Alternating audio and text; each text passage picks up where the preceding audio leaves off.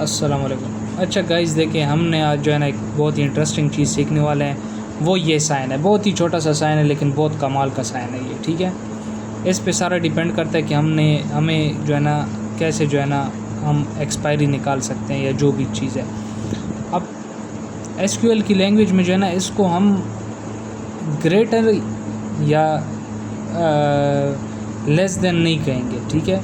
इसको हम कहेंगे ओल्डर या न्यूअर, ठीक है। अब ये जो साइन है, ये जो स्पेसिफिक साइन है, ये ओल्डर रिप्रेजेंट कर रहा है कि ये ओल्डर है, ठीक है, ओल्डर। अब ये जो पूरी क्यूरी है ये हमने इसलिए रन किया है कि हमें पता चले आज की तारीख से लेके वो प्रोडक्ट्स जो एक्सपायर हो चुके हैं, ठीक है, मतलब हो चुके हैं, वो पास्ट में है, ठीक है, ओल्डर है, ठीक है। वो प्रोडक्ट जो हमें चाहिए जो एक्सपायर हो चुके हैं, उस केस में जो है ना हम ये साइन यूज़ करेंगे, ठीक है। अच्छा, जब हम ये साइन यूज़ करेंगे तो हमें इस तरह के हम ये यूज़ करके फिर मैं आपको बताता हूँ, ठीक है। अच्छा, अब हमें ये बता रहा है आज का तारीख़ है 7/14/2024, ठीक है। अब ये वो प्रोडक्ट्स हैं जो एक्सपायर हो चुके हैं। ये देखें, आज महीना 7 है, ठीक है। आज ये 1 को एक्सपायर हो चुका है, ये 2025 11 को हो चुका है, 26 5 को हो चुका है। ये सारे प्रोडक्ट्स एक्सपायर हो चुके हैं। ये 7/31 को 2025 में एक्सपायर हो चुका है। अच्छा, ये जितने प्रोडक्ट्स हैं ये एक्सपायर हो चुके हैं, ठीक है। अब आपको कंसेप्ट समझ आया कि एक्सपायरी डेट लेस देन इसको नहीं कहेंगे, इसको ओल्डर कहेंगे। ओल्डर वो चीज़ें जो हो चुकी हैं, एक्सपायर हो चुकी हैं, ओल्ड हो चुकी हैं, ओल्डर में हम इसको यूज़ करेंगे। अच्छा, अब हम इस साइन को कर देते हैं न्यूअर में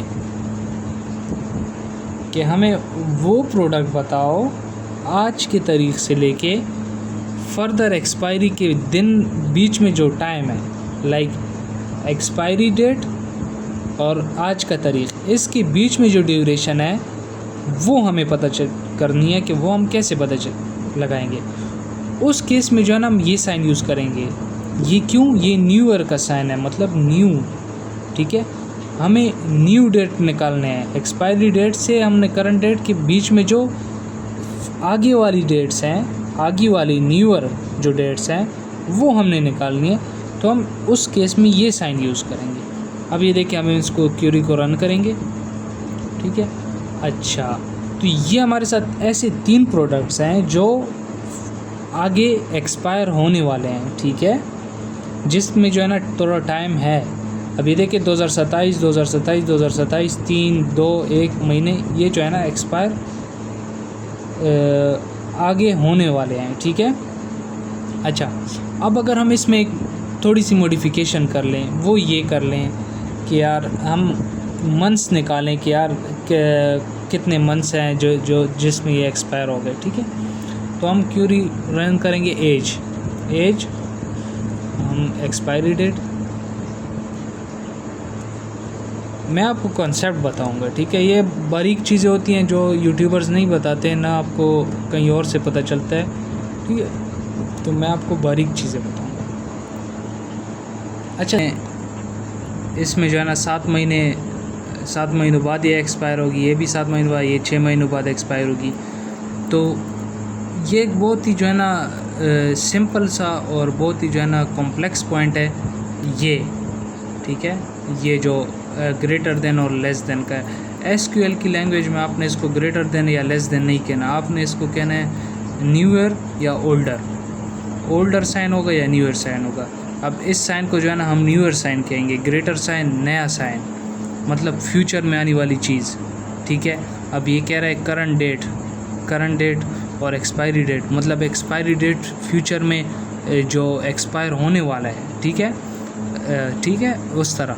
अब मैं इसको अगर हम लेस देन का कर दें, जैसे कि ओल्डर, ठीक है, सही है, वो प्रोडक्ट्स जो एक्सपायर हो चुकी हैं, ठीक है।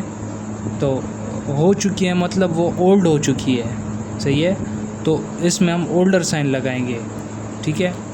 और मैं आपको बार बार समझा रहा हूँ, वो प्रोडक्ट जो एक्सपायर होने वाली है, ठीक है, न्यूअर होने वाली है, न्यूअर, ठीक है। तो ये आप इस तरह इसको समझेंगे तो आपको समझ आ जाएगी। मतलब ओल्डर जो है ना, जो होने वाले हो गई हैं एक्सपायर, ठीक है। न्यूअर साइन जो एक्सपायर होने वाली है, आगे होने वाली है, अपकमिंग में जो है ना होने वाली है, ठीक है। तो वो ये प्रोडक्ट्स हैं, ठीक है। देखें, इसका भी बहुत लॉजिकल कॉन्सेप्ट है, एक्सपायरी डेट और करंट डेट, ठीक है। हम अगर इसको यहाँ लिख दें या इसको यहाँ लिख दें तो पूरा सिस्टम उल्टा हो जाएगा, ठीक है। अब मैं आपको बताता हूँ, एक एग्जांपल मैं आपको देता हूँ, ठीक है। ये हमने क्यूरी रन किया है इस तरह की, ठीक है। अब ये बता रहा है कि यार ये 6 महीनों पहले एक्सपायर हो चुका है, ठीक है। अब अगर आप इसकी एक्सपायरी देखें 2024/1/14, ठीक है। आज महीना है 7वां महीना है, ठीक है। मतलब ये 6 महीने पहले एक्सपायर हो चुका है, ठीक है। अब इसको देखें तो 2025/11/19, मतलब ये 7 महीने पहले एक्सपायर हो चुका है, सही है। तो इसकी हमने डिटेल निकाली है पहले, ठीक है। अच्छा, अब मैं आपको बताता हूँ, ये आप नोट कर लें, जो बैच साइज़ 85,000 है, ठीक है। इसका जो है ना 7 महीने रहते हैं, मतलब ये 7 महीने बाद एक्सपायर होगा। जैसे कि देख सकते हैं 2027/2/14, ठीक है। मतलब ये 7 महीने बाद एक्सपायर होगा। तो इस तरह और भी इस तरह प्रोडक्ट्स। अच्छा, ये देखें, ये प्रोडक्ट देखें 6 महीने बाद एक्सपायर होगा 27/1, ठीक है। आज महीना जो है ना साल 2026 है और महीना जो है ना 7वां महीना है, ठीक है। मतलब ये 6 महीनों बाद एक्सपायर होगा, सही है। अच्छा, अब मैं आपको एक और चीज़ बता, ये एक्सपायरी डेट को मैं इधर से हटा के, ठीक है, मैं ले आया हूँ इधर, ठीक है। अब मैं आपको बताऊंगा कि क्यूरी में जो है ना क्या मॉडिफिकेशन। अब ये देखिए, इसने रिज़ल्ट सारे उल्टे देने शुरू कर लिए। कैसे? ये कह रहा है कि ये 6 महीनों बाद एक्सपायर होगा, हालांकि ये एक्सपायर हो चुका है, क्योंकि 2026/1 आज 7वां महीना है, तो ये ऑलरेडी एक्सपायर हो चुका है। और यहाँ पे स्टेटस क्या दिखा रहा है? पॉजिटिव, मतलब ये 6 महीनों बाद एक्सपायर होगा। ये 2027/3/9, ठीक है। 2027 में ये एक्सपायर होगा, अभी 2024 चल रहा है, तो ये 7 महीने दिखा रहा है कि यार 7 महीनों पहले ये एक्सपायर हो चुका है, तो ये उल्टा हो गया है। अच्छा, अब ये उल्टा कैसे हो गया है, ठीक है। अब मैं आपको इसका कंसेप्ट दूंगा कि उल्टा कैसे हो गया। वेट करें, मैं ये क्यूरी करेक्ट करूँ, आपको समझ आ रही है। अच्छा, अब इसको समझें, ये जो चीज़ है ना, ये समझना बहुत ज़रूरी है। ये जो करंट डेट जहाँ पे लिखा है ना, ये पहला तारीख होगा, ठीक है। ये डे 1 होगा और ये डे 2 होगा, मतलब ये पहले होगा, ये बाद में होगा, ठीक है। अब मैं वेट करें, मैं आपको एग्जांपल के थ्रू समझाता हूँ। ये कह रहा है, ये जो करंट तारीख है, ठीक है, ये पहले है, ठीक है। एक्सपायरी डेट बाद में है, मतलब आज से लेके एक्सपायर कब होगा, ठीक है।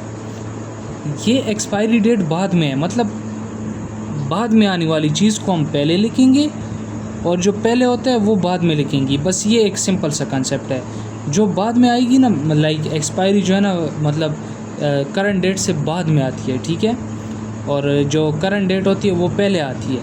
तो इसका कंसेप्ट ये है कि करंट डेट पहले लिखते हैं, एक्सपायरी डेट बाद में लिखते हैं, सही है। लाइक ये थोड़ा कंफ्यूजिंग है, लेकिन ये आप प्रैक्टिस करेंगे आपको समझ आ जाएगी।